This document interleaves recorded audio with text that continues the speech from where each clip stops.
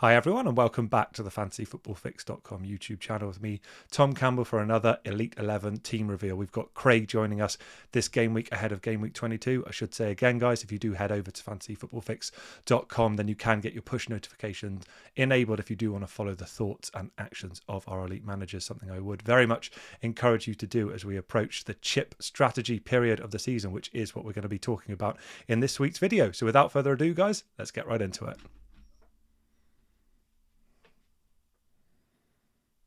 Guys, welcome back to the channel, and Craig, welcome back, man. Happy New Year. How's it been going for you?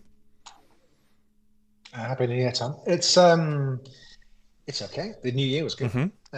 Everything's going fine. I suppose there's a slight question mark over the FPL happenings, but the game week's nowhere near done. So Yeah. I'm looking forward to a Saka haul and a nice big green arrow, please. Yeah, well, I mean, you mentioned this really weird elongated game week. So we've decided to keep with our schedule and record Sunday night. So we've got a handful of games that we could talk about, but it seems like we've got an eternity left before Game Week 21 wraps up. So we'll do our best, guys, to talk to you, and hopefully it's not all completely out of date before we actually release it. But Craig, we can see straight away here on the right-hand side, your form has been around that 200k mark with a nice little upswing recently. How would you sum things up, mate? Is this about where you'd like to be at this stage of the season, around that kind of 150k mark? Is that about where you'd expect to be? I think the last time we spoke, I said I'd really like to be 100k by Christmas, and I was almost there, but then it took a little bit of a step back the last few weeks. But it's still really tight. At least it's tight between where I am and 100k. Yeah. I can see that from looking in my leagues. I mean, all it takes is a Palmer penalty to swing things in the wrong direction or whatever it is. So those things normally go swings and roundabouts. So I think it's pretty close. I think I can pull that back. But I genuinely actually don't know the gap between 100k to what lies above there. So I'm just focusing on 100k for now. But normally 100k by Christmas is a good place. Yeah, and you're close. So I'm not far behind where I want to be. Definitely, you're close to that. I remember that benchmark being spoken about. It's interesting actually as well, Craig, because some of the other guys I've had on the channel all seem to have had that. I don't know if they've listened to you closely, but they all kind of had that benchmark as a target for themselves throughout the beginning of the season. So to be right around there, I suspect is pretty good for you right now. We can see, Craig, at the moment on the right hand side, you've got a bunch of money in the bank. I suspect that's going to be pretty commonplace for managers as well. So in this week's video, guys, we're going to take a look at Craig's team for Game Week 21 so far. Going to get his thoughts around what transfers he's earmarking. Then we're going to move on and talk around some strategic thinking to how we accommodate the likes of Kevin De Bruyne coming back into our thoughts with that great cameo he had at Newcastle, what to do around Erling Haaland, Mo Salah, and obviously Heung-min Son being away. So there's lots of questions about players with an awful lot of value tied up in them, and I'm going to get Craig's thoughts. So Craig, let's start off by taking a look at how your team shapes up for Game Week 21 and can get your thoughts around your early transfers.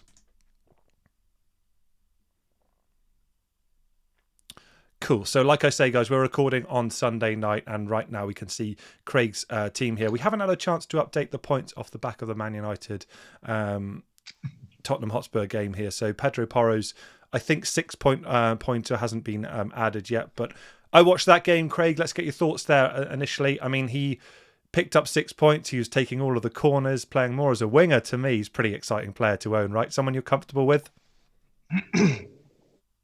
Completely.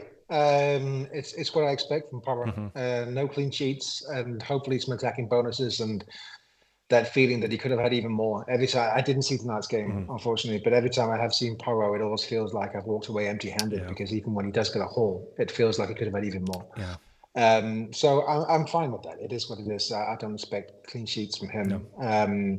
How long he stays? Well, we'll see about that, but for now it's fine. Yeah, he's a fun player, man. So on that game, I mean, he was on all of the set pieces, so dead ball, swinging them into the box on the corners. He provided, I think it was Romero who clattered a header against the bar, obviously providing us. Yeah, looks a great option. So I'm sure you're comfortable with him. Let's talk around the defense and the goalies there. So you've got the Dubravka-Areola combination there. So you've gone kind of cheaper. Happy with those two, Craig? Think that they're just kind of absolutely fine and not a lot of interest looking elsewhere? As soon as I changed to Areola the other week, then I'm and Dubravka, pardon me, then I'm sticking there. Yeah. there's so little else of interest, basically, for me to use a free transfer on. I mean, I've always said, and we talked about this last time as well, that I don't mind taking a hit for a keeper because there's never a good time to take a free transfer for a keeper. Never, ever, ever. So sometimes you just have to bite the bullet, but there is literally nobody who appeals. So I'm quite happy sticking with those two I have right now. I think they're the two best value keepers in the game. Full stop. So yeah, and that's when that changes, I'll reconsider. Yeah, it does seem a common consensus. I'm seeing a lot of the elite managers with that double up there. Let's talk around the defence. So we've got Gabriel there, and we can talk I guess about Arsenal first before we move on to Stupinian and Brighton as an option. Right? You've gone captain Saka this week. You got Gabriel in the team. They've dropped off a little bit in terms of the performances, what I'm seeing. What's your kind of read on them from an FPL perspective? Are you still confident in them being a team that we can trust? Yeah, I mean, the numbers would say so. I mean, for sure that their attacking threat has fallen, but the defensive threat has maintained its high level. When you watch them, I don't get quite the same warm feeling in my bones when I watch them as when I'm looking at the XG charts. But nonetheless, they're still creating. I mean, last week against Liverpool, I mean, it could have been a cricket score. It was just really, really poor finishing, which let them down. It wasn't a lack of ability to create chances. Yeah. So I'm not hugely concerned. I wouldn't yet double up on their attack, despite them having a really, really nice run right now. I don't quite trust them enough to go there. Fair enough. But in more than enough to keep Saka, who before Christmas I would have been quite happy to sell. Yeah. So I think his numbers have improved and his form on the eye has improved. So he can stay for now. Yeah, interesting. And you and I were talking off camera just before we were recording around your feelings around Saka. In a few moments we're going to come on and talk around the likes of Kevin De Bruyne, Heung-min Son, Mo Salah, etc., and what to do and trying to accommodate these. And the name Saka's been thrown out to me by some of the other guys we've had on the channel in terms of somebody who might be a bit of a make weight. Do you still think that's a possibility, or are you thinking, what, class is permanent and this guy's proven it over a prolonged period? I certainly wouldn't say the last, but what would determine it for me would be, first of all, I just the numbers are improving for Saka, and let's see. I'm really obviously hoping he did less this week, but he could have really had a huge score last week. Second, which I'm quite certain we'll come on to, is everything right now is determined by the fixtures. Yeah. So Saka, for example, Arsenal don't blank in 26. And they have a fair to middling chance of not blanking in 29. That doesn't sound like the kind of player I'm selling anytime soon. So it's all about the chess pieces and how they're moved and when they're moved. But if the chips fall at the chip, if the games and the fixtures fall in the way that it looks like they're going to maybe fall, I guess we're not going to know it at the end of this month. Yeah.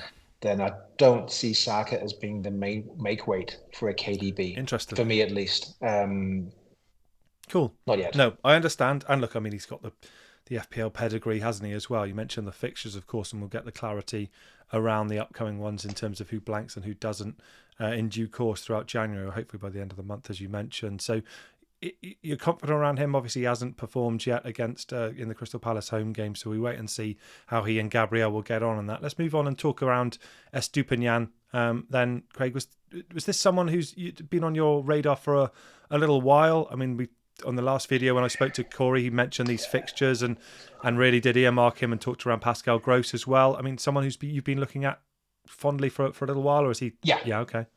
Yeah, I mean, he first of all, he came back maybe a week before I was expecting, or maybe I wasn't paying attention sufficiently. But as soon as he was back, then he was on the radar. As soon as Trent was injured, okay, they have a nice game this week, but then they have two relatively tough fixtures. So that really didn't take much thought to move Trent on to Estupinian. Also because the elephant in the room is Haaland. Yeah. And at some point he's back. I guess we'll have to just wait and see whether it's going to be the coming week or the week after. But I bought, you mentioned I have money in the bank, but I don't have enough money in the bank to get Haaland back without taking the money back from Trent. I bought Trent with Haaland money. It was as simple as that. So he was a luxury purchase for the time that Haaland was out. Oh, yeah. So as soon as Haaland comes back, then Trent has to go. Yeah. I really can't balance the books any other way. So it was a gift, basically, that Estupiñán was back at the same time as they had these Weller fixtures. So I used 0.1 seconds thinking about that one. That was a complete no-brainer, right? A lot of people, all the cool kids did it, and me as well. So there you go. So must have been staring us in the face. So there you go. All right, let's move on and talk around this midfield then. So you mentioned Cole Palmer. What a gift he's been, right, Craig, in that Chelsea midfield, securing the penalties. I think it's 5 from 5 for him now. I mean, presumably he's about as strong a lock as could be with his price point for you ongoing. With his price point, yeah. I mean, I came regrettably late to the Palmer party. That's cost me quite a bit of rank.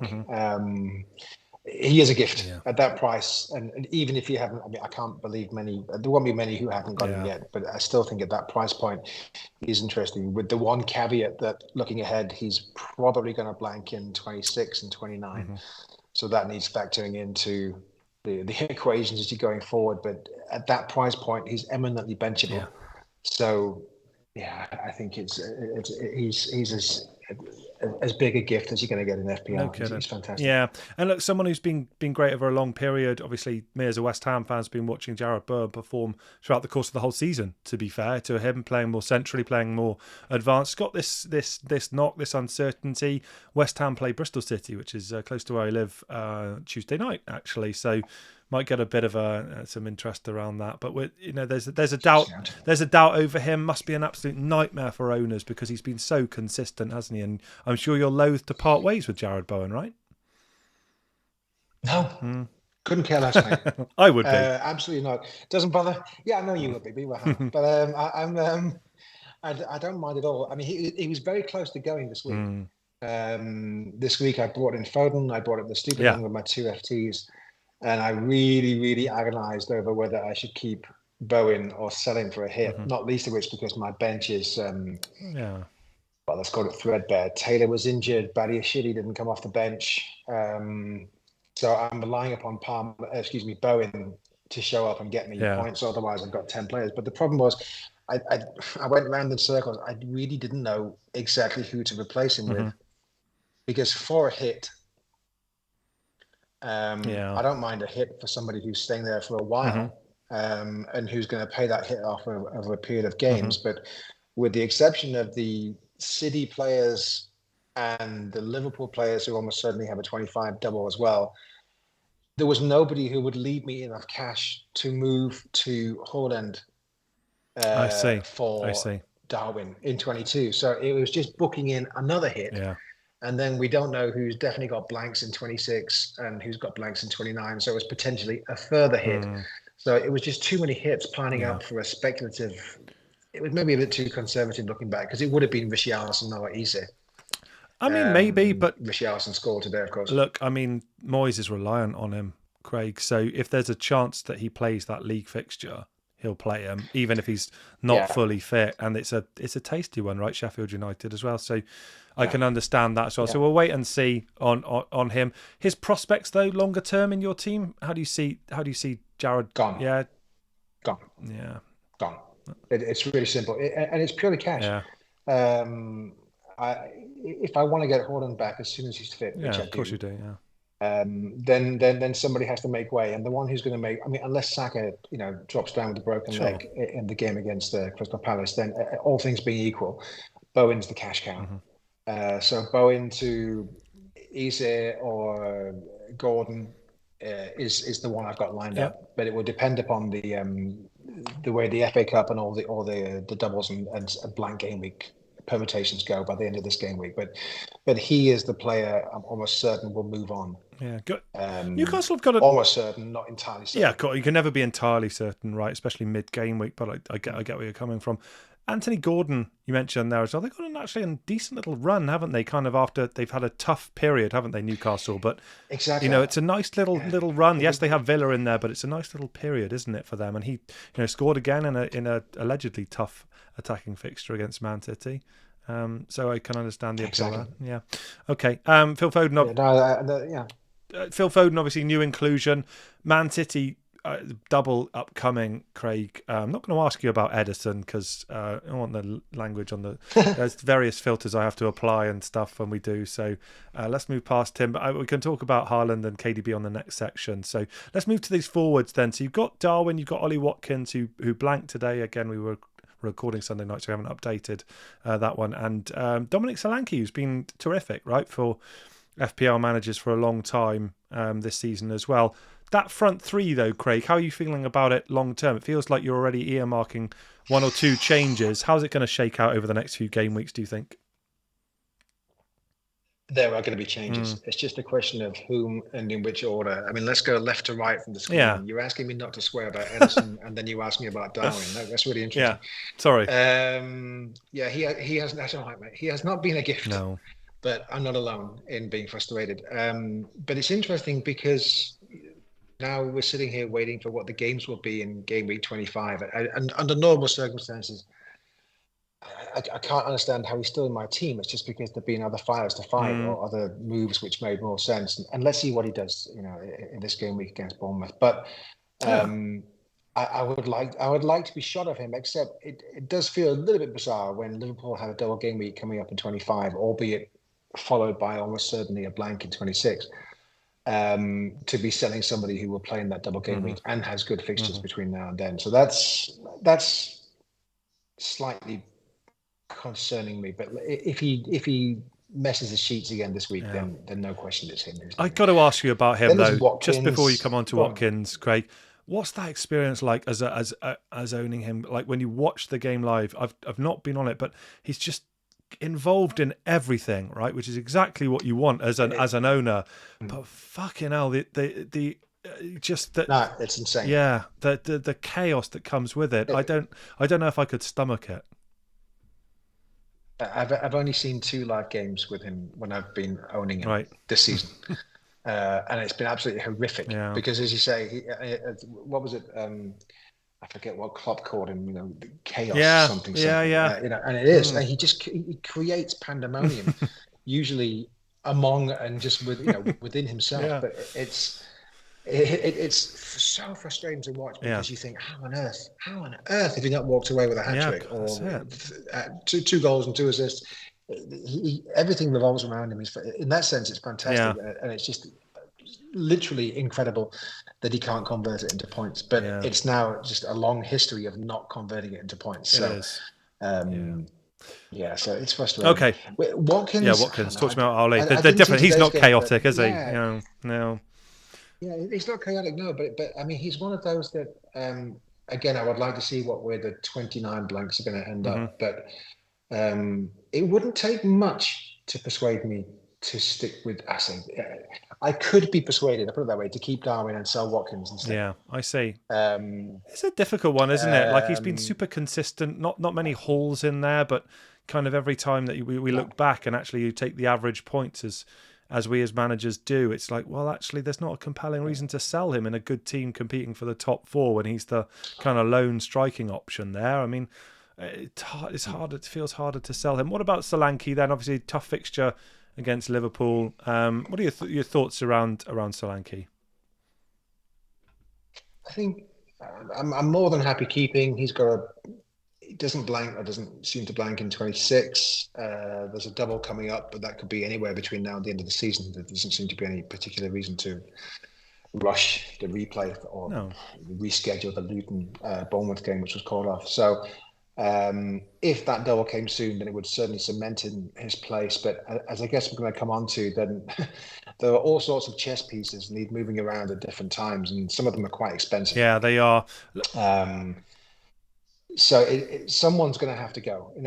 I think the coming weeks are going to be a kill your darlings period where you just literally can't keep everybody in the team who has got good fixtures and good form. It's just not possible. No, unless you've got some crazy team value stored up. But I certainly can't see a way of doing it. So somebody who I would otherwise rather keep is going to have to go. Yeah, that's completely certain. That's the nature of the beast, right? It's a perfect segue, Craig. So I mean, we've got these options that we're talking around now, lots of money. for them all to be purchased. We don't have unlimited funds. That's the glory of the game, right? Let's try and navigate this. So we're going to move on now, guys, and talk to you all around some potential thoughts around how we can try and get the most optimal team that involves the likes of Heung-min Son, Mo Salah, Erling Haaland, and the newly returned Kevin De Bruyne.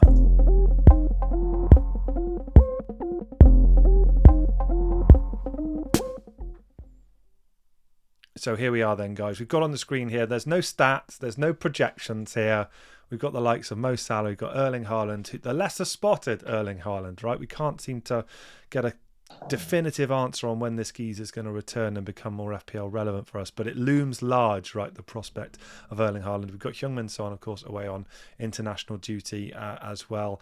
And we haven't got in the graphic because it's only just happened this game week, but Kevin De Bruyne has been brought in by almost 1 million managers already ahead of Gameweek 21. That's only going to grow as well. So 4 options here, Craig. All of them are a fortune. Give me some answers, man. How do we navigate this?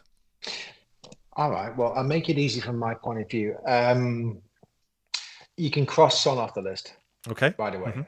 I think with there'll be question marks over Richarlison. 1 because of the blank in 26. 2 because of the potential blank in 20. Well, I say potential blank in 26.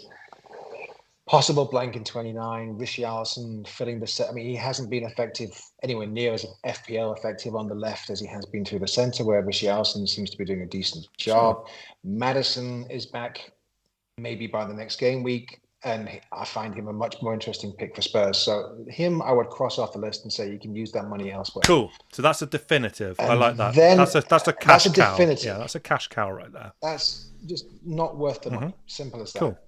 The problem is the next 3 are most definitely worth the money. And then it starts getting really interesting. Haaland is number 1, Salah is number 2, and I would still have Kevin at number 3, despite his fantastic cameo. Oh, he was good, wasn't he? Wow. Off the bench. It was fantastic. It was beautiful. But as he said himself, he's not going to be playing 90s.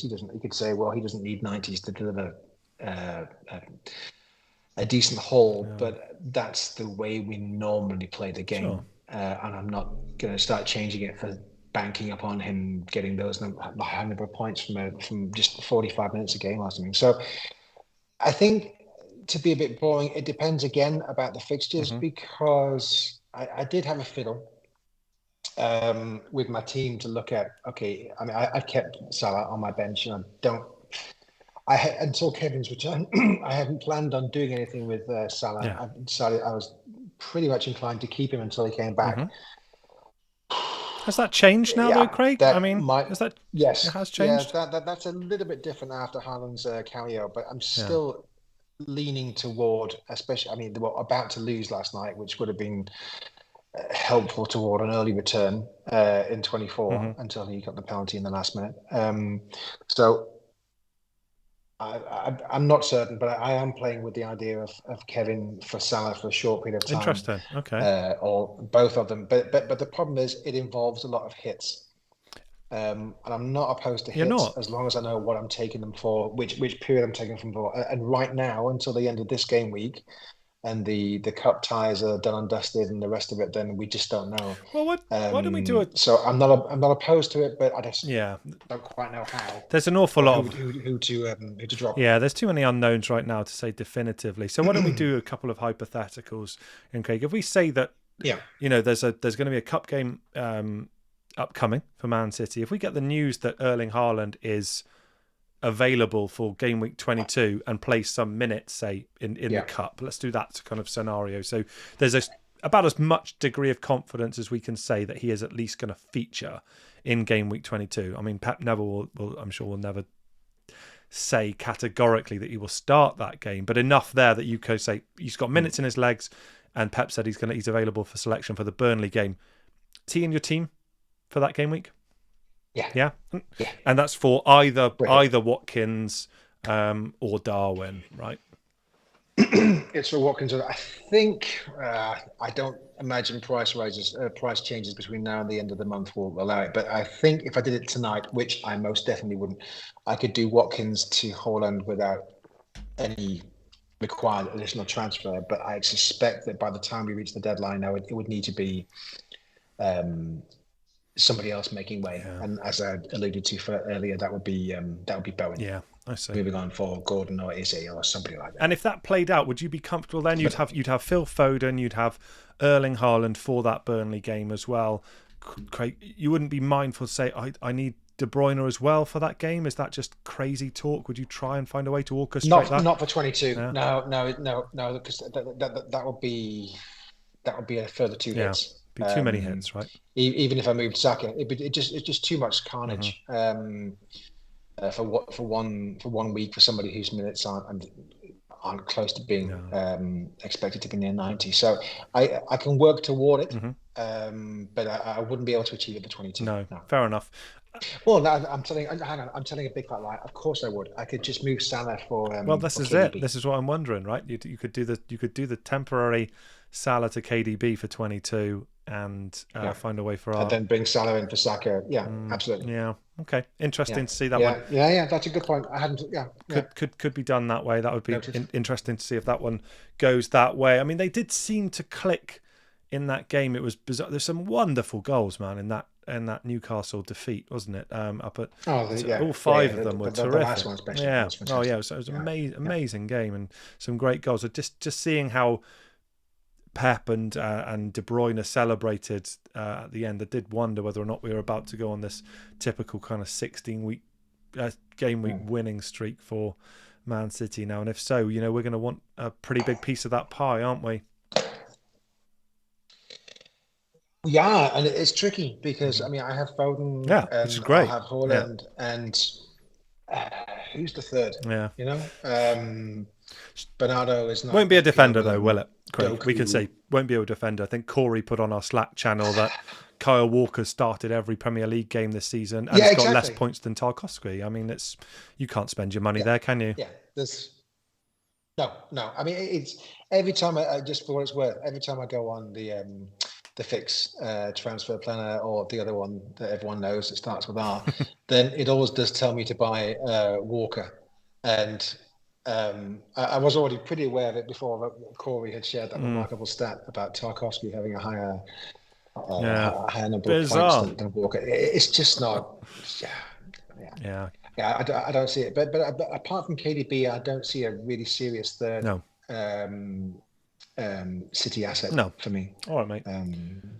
No, fine. I mean, you've mentioned a few times during this video as well, Greg, some of the upcoming fixtures, sort of nuances that we're predicting in terms of blanks and doubles that will become more apparent in due course. Let's talk chips as well, guys. So we've got to the situation now. We're into the second half of the season. New Year's come around now. And actually, I suspect some people may have already played their wild card, but for those that haven't, and maybe those that have as well, we're going to get Craig's early thoughts, guys, on chip strategy for the remaining part of the season.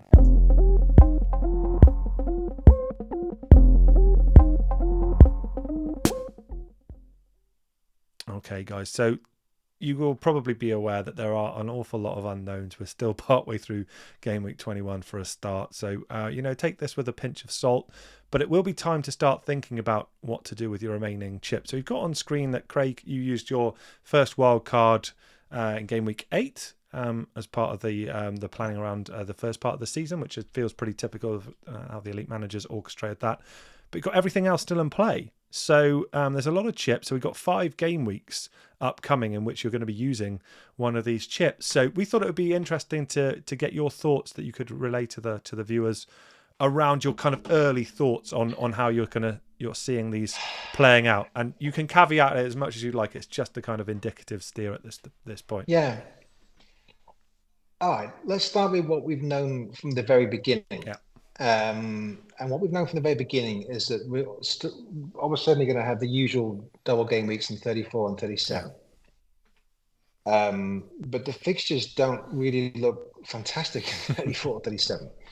It's not, it's atypically uninteresting to the extent that, and I would strongly suggest anybody who's interested in chips, by the way, to listen to Planet FPL James and Serge, beautiful podcast. James, I know we both know him, and I can highly recommend that everyone takes a listen to that, because that's a particularly deep dive on the forthcoming fixtures. I'm sure he wouldn't mind me saying that.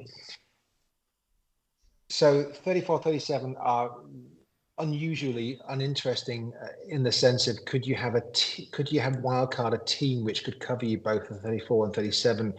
Quite possibly not, which is unusual. Which lends the question of, is that one of the weeks where we need to use a free hit? Bench boost, I haven't really, I mean, I could have used it 2 weeks ago and done really, really well compared to usual, but nonetheless, bench boost I would like to use shortly after I wildcarded, which lends itself to saying, okay, bench boost, that's 34, which lends a wildcard to somewhere around 30, 31. I don't know. I haven't given that much thought. Free hit could be 37, but free hit could also be 2 other weeks, I think. The first, it's an obvious one, going back to our how do I get all those players for the best 2 attacking teams in the league having a double game week, i.e. 25, where City have a double game week and Liverpool most likely have a double game week. Using a free hit that week would be a fantastic way of making sure you had everybody for that week. The downside being, I suppose, that it's also probably that week when you look at the potential fixtures where you would say, does Haaland, is he going to have a better double game week on which you would want to use the triple captainship? Or for that matter, Salah? I don't think so. No. So it's a bit of a coin toss between, a coin toss even between 25 being free hit or triple captain. I'm currently on triple captain in my mind's eye, but until we know all the fixtures and all the permutations thereafter, it's a little bit hard to guess. It is. 29 looks like being a big blank game week, and that's anything from 3 to 5 games, and they don't look very interesting, and it's just, it feels I always feel very downbeat even just thinking about using a free hit on one of those weeks where the gain is maybe the points gain is the same compared to not using it, but it's just not very erotic. It's not sexy, is it? A game no. with 5 really dull. No, it's not sexy in the slightest bit. So I'd prefer to use that chip and go after a much higher. So that's so fascinating to me because as they call it these days. Yeah, they do. But you've preempted my question, Craig. But I'm going to dig into that a little bit. So because I was going to ask around the kind of strategically, do you prefer a free hit being used defensively, I guess, in a double game where you're like, I want the 3 best players from the best teams in that double in the way that you've described? Or do you say actually that where there's 3 or 4, well, I guess it's not going to be an odd number, is it? But small number of teams playing where you typically wouldn't have the players from those teams in a free hit type game week and use it in that way. I was expecting the latter, but find it really interesting that you're more the former. Is that because you think that the points yield is significantly higher with that? I think, well, to caveat it first, we don't know what the blanks will be, and it's dependent upon whether you can plan around getting there with some kind of shit show of a half decent team rather than having no players. But playing the free hit in double game week 37 feels to me to have way more upside, which may also have teams which you wouldn't normally want to be doubling on. Feels to have way more upside than free hitting for a 29, which you quite possibly could plan yourself for. To give an example, right? Yeah, go for it. I could have gone Bowen Richarlison this week. And I'm not saying this was the right move or not, because it's certainly in hindsight this week, it feels very stupid. But I didn't want to do Bowen to Richarlison because Richarlison almost certainly blanks in 26 and quite possibly blanks in 29. So it's booking in transfers. Yeah. If I'd known that I could bring in a player for Bowen who was going to cover me in blank game week 26 and cover me in blank week 29, then I'd be all over that. The problem is we just don't know yet. Yeah. So as soon as we have that knowledge come the end of this game week, prior to game week 22, then the planning route becomes 100 times easier. Well, it's non-existent right now, so it just begins to exist. So I'm hoping that I can take some, prudent transfers, which maybe don't have an immediate yield, but which have a longer term gain by covering me for 29. Yeah. But I don't know whether it's possible yet. But as a rule of thumb, as a gut feeling, I'd much rather use the free hit on a week where there's potential to really haul. Is there really potential to haul from Luton and Bournemouth games? No, I'm not feeling it. So yeah, interesting. And so with that in mind, then let's say if you had a scenario where let's say there's 3 fixtures. No, we'll say 4 fixtures. You've got 8 teams there in the big blank game week. What would your kind of advice be to managers who it's gone down that strategy. They don't have a free hit for that. What's the kind of optimal number of players, would you say, for that type, where you're like, there's the people I'm competing against, other than those using a free hit, aren't going to have these players. So what would you say is a kind of an acceptable number, instead of butchering your team preemptively to try and fill them with players that you actually won't want beyond that game week? Do you have a number in mind, or a strategy around that? It depends. No, it depends on the players. I mean, if you can, I mean, look at the bookies odds, or look at the XG lineups, whatever it is. But I mean, if you're looking at a likelihood of there not being a clean sheet, and you're looking at 2 points for a defender, why the hell would you? 2 points compared to the 4 points for a hit and the butchery that's required afterwards. Let's see how bad it is in 29. But I mean, 4 or 5 players might not be bad at all, depending upon who the 4 or 5 players are. Yeah, and I guess covering the captain. But we just don't know. If there's a standout captain, I guess it would be sensible to ensure that you have him as well to cover yourself.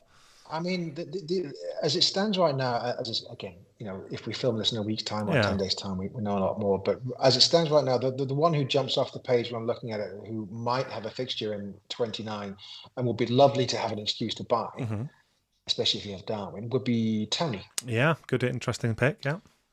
Tony is the one who caught my eye when I was looking down the list of permutations for who might or might not play in 29. It could be that Watkins and Aston Villa have a game in 29. Same goes for Arsenal. So that's why, until I know, I don't really want to move either of those two on, Watkins or Saka, or for that matter, Gabriel. But I think Tony could be the sexy pick for 29. That's my gut feeling. But we'll see. Yeah, we will. We don't know enough yet, mate. But I mean, there's lots of things where we do know in the upcoming hours and days, I guess, that will help inform that. And of course, Fixer's got all kinds of tools to, I guess, help managers try and navigate this period, which it's still a fun one, right? It's a weird one for Gameweek 21 in prospect, but this is why we play, right, Greg? These type of trying to navigate it. Well, it's great, isn't it? Yeah, it's my favorite part of the season. Me too. It absolutely is. I love this. It doesn't mean I always get it right. No, Christ. The opposite, quite often. The last 2 years anyway. But no, I really enjoy this part. Yeah, me too. Final question from me for this evening, Craig. We've mentioned possibility of Liverpool double as well. So let's say the ideal treble up there. What would that be looking at for in your mind there from Liverpool? Obviously, I think we can certainly select one, probably two, but what would be your feelings around the three? Jota's the third. Is it? Okay. Jota's the third. Okay. Yeah. For 25. Yeah. Yeah, because he'll get minutes. He'll get minutes. I think he'll get enough minutes across the 2 games to make a difference compared to my good friend Nunes. Yeah. So the other two being obviously Trent and Salah. I guess that's what you're going to say. I was not going to predict. So Trent, I was not going to predict him. That's an interesting answer. Okay. I mean, I love the guy, and he's been. What were you going to say? I thought you'd probably say that you would go for the security of minutes with like a Virgil or someone in defensively, but I don't really know why. I just thought that would probably be where you'd be leaning. But look, I mean, Jota. We've talked previously on the series with you and other managers about when the guy's on the pitch, he just returns points. He just finds points, right? Doesn't necessarily need 90 and doesn't often get 90, but I love it. I love the pick there. Yeah, okay. Yeah, I agree completely, but Klopp disagrees. Yeah, clearly he does, which makes it all the more difficult. Look, mate, that's it from me. Anything else you wanted to cover off before we wrap things up? I made a few notes, but let me just look downstairs here. Nah, no, not really. I think we've covered. We've covered what we know. We've covered what we know. Yeah, all right, mate. Look, pleasure. So nice to have you back on. That's back-to-back managers, guys. Let the record state that I've had 2 managers on the video in and around 150k overall rank. So the criticism saying that this video is a curse for people's ranks is not valid. This season is proving that to be the case. Craig, great to see you again, mate. Happy New Year to you. And let's talk again real soon to see how you're progressing once we know a little bit more. Guys, do please smash a like on the video on your way out, and do please drop a comment into Craig, and we'll try and answer your questions with what we do know. And I hope you've enjoyed the video as we kind of speculate over this crazy Game Week 21, Game Week 22 period. We'll be back next week, guys, with another one. So without further ado, goodbye.